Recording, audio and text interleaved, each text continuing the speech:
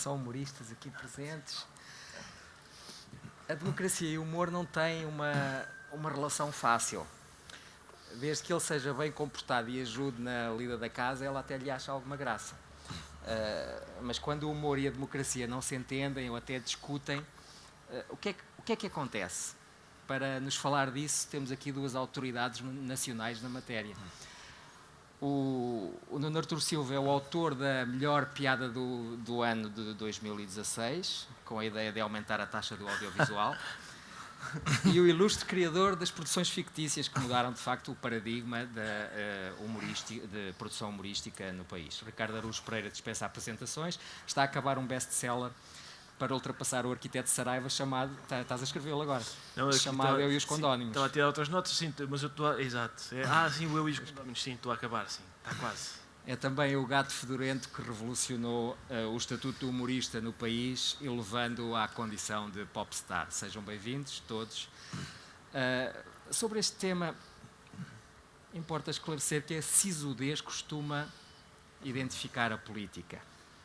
Mas ultimamente não tem sido assim em Portugal.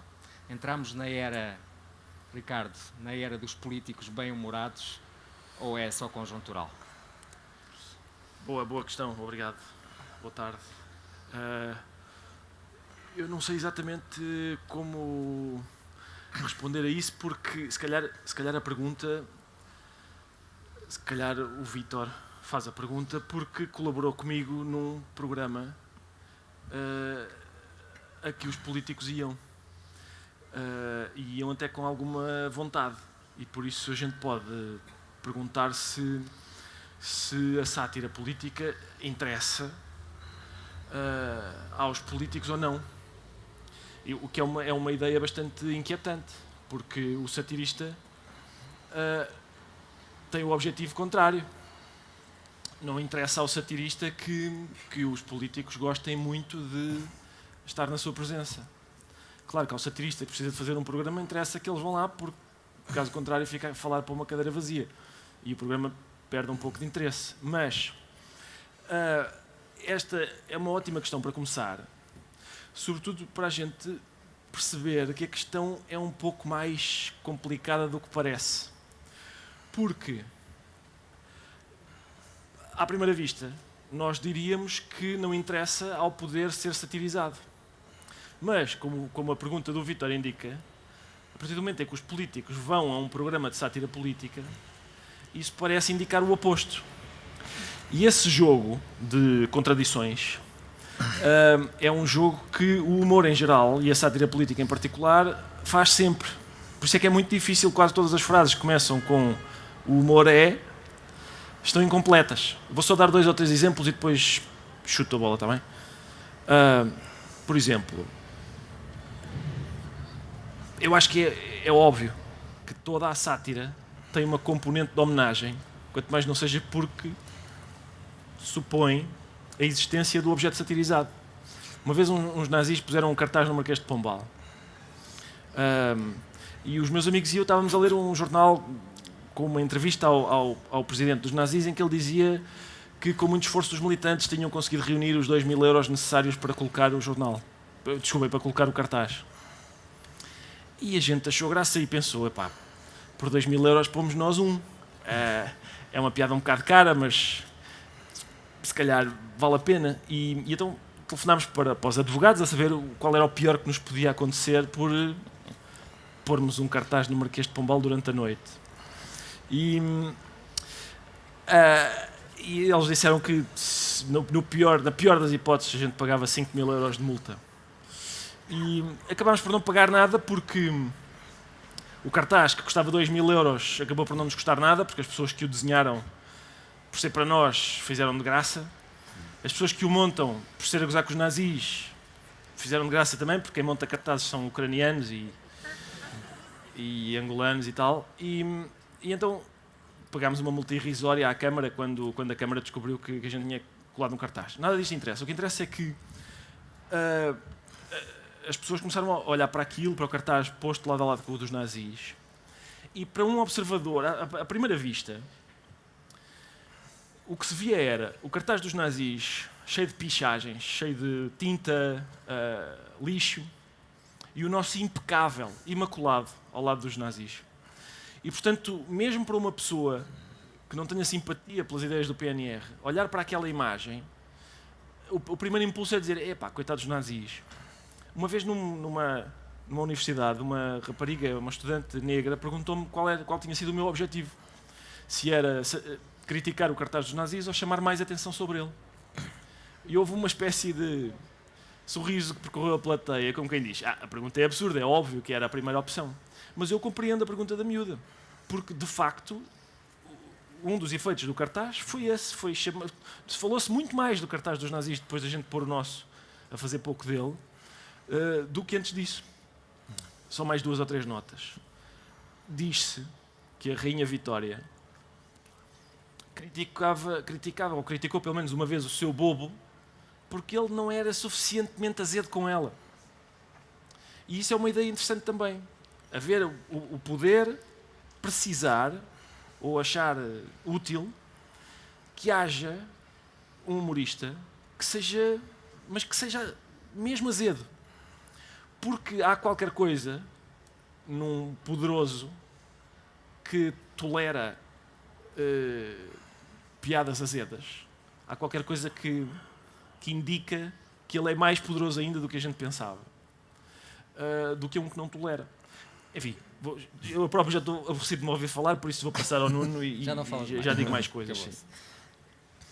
Nuno, antes de mais, Marcelo, Costa, Passos Coelho, qual deles é o melhor humorista?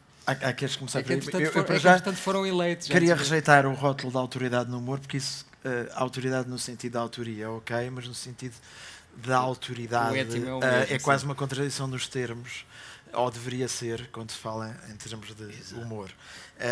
E depois rejeitar também a piada do aumento da taxa da contribuição audiovisual, mas isso seria muito fastidioso aqui, portanto passamos para outro tema. Esperemos que os portugueses rejeitem também.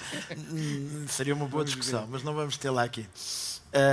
Em relação ao humor, lembro-me que há relativamente pouco tempo o Jimmy Fallon, que é um anfitrião de talk show americano, recebeu o Donald Trump e foi muito acusado por não lhe ter feito, digamos, uma contestação e por, digamos, a classe dos humoristas americanos, atualmente muito anti-Trump, achou que ele branqueou, digamos assim. E esta questão é realmente interessante, isto que o Ricardo diz, que se põe sempre que se leva políticos ao programa. Eu lembro-me o Herman quando levava políticos ao programa, o Contra-Informação quando fazia festas e os políticos iam todos. Portanto, isto significava de alguma maneira que os humoristas não estariam a fazer o seu papel de contestação ao poder, porque afinal o poder convivia alegremente, e a palavra alegremente aqui acho que se adequa, convivia alegremente com o humor. Mas a verdade é que eu acho que isto hoje em dia está a atingir realmente uma situação extrema, porque cada vez mais os políticos eleitos, por exemplo, estes que falámos, o Trump, são performers e, portanto, são gente do mesmo, estão na mesma categoria profissional dos humoristas. Ou seja, estão no espetáculo. Eu acho que cada vez mais isto tudo é uma conversa sobre pessoas do espetáculo. Os políticos terão uma performance cada vez maior, cada vez melhor, quanto mais espetaculares forem. E isso significa ter algum domínio da graça, do timing, do poder de encaixe, de saberem conviver com as críticas. E isto, o que me preocupa atualmente, é que de facto, e aí estarei com o Ricardo, parece que o humorista tem cada vez menos poder, no sentido em que tudo o que ele faça é indiferente, porque não é por causa disso que os maus políticos deixarão de ser eleitos. Há uma senhora chamada Alison Silverman, não é a irmã da outra, que era uma das autoras do programa do Jon Stewart. Uma vez ela escreveu um artigo na revista Slate, chamado 5 tipos de piadas que não entram no Jon Stewart. E eram piadas que deem processo. Eles têm um comitê de advogados para quem eles mandam o guião antes, e o advogado diz esta dá, tira.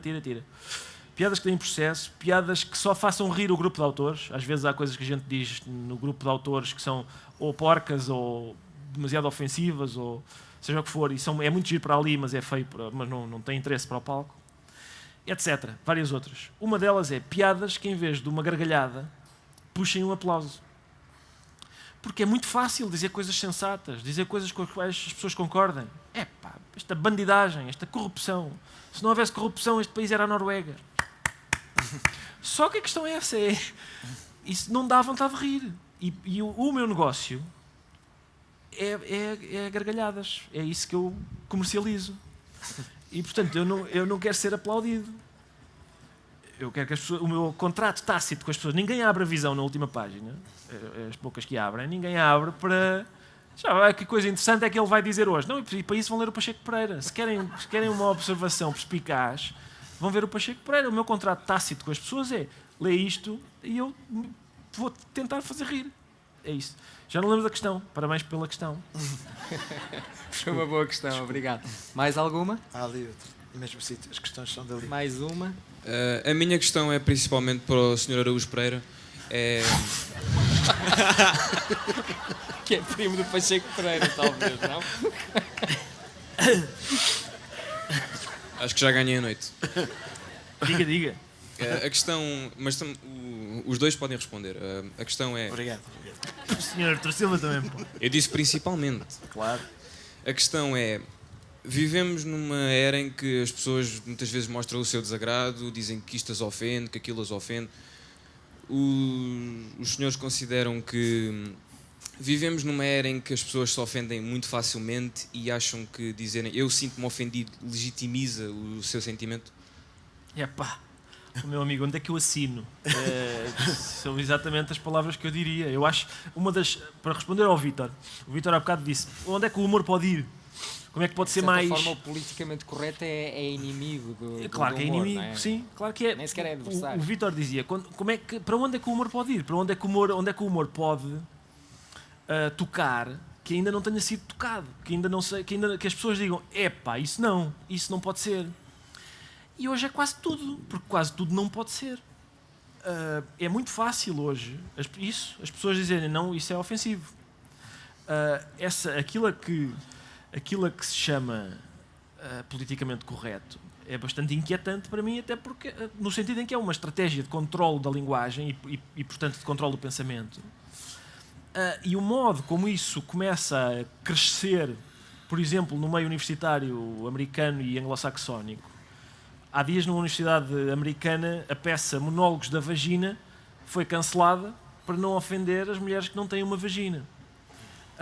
Os alunos da Universidade de Yale fizeram uma petição porque o programa de literatura inglesa tem Shakespeare, Chaucer, Donne, Eliot, todos, segundo eles, homens, brancos, heterossexuais. Quer dizer, já não sabem o que é que foi a vida do Eliot. Segundo, é difícil arranjar uma grande poetisa negra transexual no século XVI.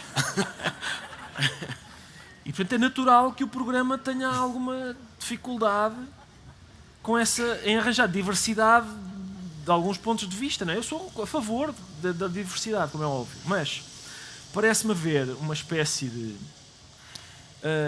e, sinceramente, acho que a emergência do Trump não ocorreria, ou ocorreria mais dificilmente. Para mim, eu fico perplexo por constatar que, para muita gente, o Trump é uma espécie de iconoclasta rebelde, quando ele é a pessoa mais tacanha que eu já vi na minha vida. E a questão é, a pessoa mais tacanha que eu já vi na vida passa por iconoclasta rebelde porque hoje a linguagem está tão cheia de interditos que de repente um alarve tem o grande mérito de dizer as coisas que mais ninguém diz. No meu tempo, lá estou eu, eu sou a favor dos alarves falarem. Precisamente, que é para a gente, quando a gente ouve um alarve a falar, por exemplo, a gente cá em Portugal, em que as coisas são um bocadinho mais brandas ainda desse ponto de vista, a gente ouve o Trump a falar e diz, espera lá, este senhor devia estar ao volante de um táxi. Nos Estados Unidos, aparentemente, eles não ouvem aquelas coisas há muito tempo e acham, isto tem algum encanto, sim senhor, este tipo, olha, não é pá, pelos vistos os taxistas deixaram de dizer aquilo, não sei por que razão. E eu acho que hoje há uma cultura em que as pessoas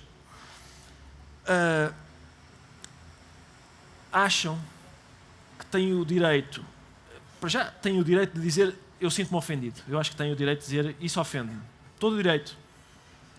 Eu não sei o que fazer com essa informação, porque se é para isso, eu também tenho muitas coisas para dizer, desde que saio da casa até chegar aqui, ofenderam-me muitas coisas. Mas eu acho que as pessoas têm o direito de dizer isso ofende-me. Eu acho que as pessoas não têm o direito de dizer, e acho que elas acham que têm o direito de não ser ofendidas. Eu acho que as pessoas hoje têm o direito de não ser ofendidas. No outro dia vou acabar também, estou farto de dizer vou acabar. Começou um programa na SIC que chamava E Se Fosse Consigo. E era sobre a primeira emissão era um tipo que estava numa esplanada. Eles tinham câmaras escondidas e havia um tipo na esplanada, 2 atores, uma miúda, chega ao pé do pai, que também era ator, com um namorado negro. E o pai diz, que é isto? Namorado? O preto? E a Conceição Lino dizia, e as pessoas estão na esplanada, ninguém interveio.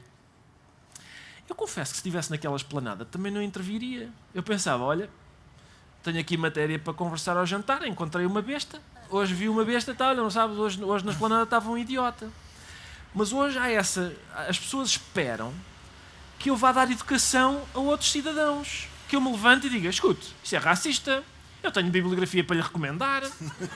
O senhor, e já agora, eu não sei, a minha questão é depois saber onde é que eu paro. Ouça, o senhor, já agora, eu vi que comeu o bife, mas deixou os vegetais. Então não se come os brócolos. Onde é que eu paro? Já é o segundo ovo hoje. Vai fumar. Pá, onde é que eu paro?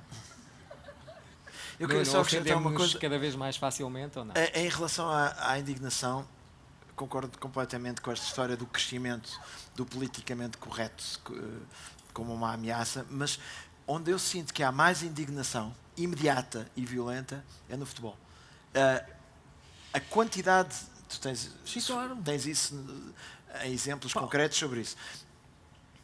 Nós, quer dizer, eu agora não estou, acho eu, na posição de humorista, a minha profissão atualmente não passa por aí, mas quando estava, de facto, nós podíamos fazer piadas sobre coisas terríveis, que mexiam com religião, mexiam com as crenças pessoais, mas quando se fazia uma piada sobre um clube de futebol, imediatamente a reação era violentíssima. Sempre. E com ameaças físicas. Aliás, as únicas vezes que eu fui ameaçado de morte e fisicamente foi quando fizemos piadas sobre futebol. E quando tivemos esperas à porta e quando tivemos indignações no Facebook a atiçarem que vão lá para as instalações queimar tudo e partir tudo, foi com piadas sobre futebol. E, portanto, eu acho que parece que é a única coisa que as pessoas acreditam hoje a sério. É no futebol. Sim, tudo o que seja sagrado para as pessoas, e o clube de futebol muitas vezes é. Mas a questão hoje que se verifica é que há um conjunto de várias outras coisas que são sagradas e nas quais não se admite que se toque, e sobretudo há uma forma de entender a linguagem que é a forma como, por exemplo, as crianças, quando querem ser brincalhonas, a entendem, que é pensando que uma palavra só pode ter um significado e mais nenhum. Por exemplo, se eu digo, epá, está quieto, e os miúdos fazem.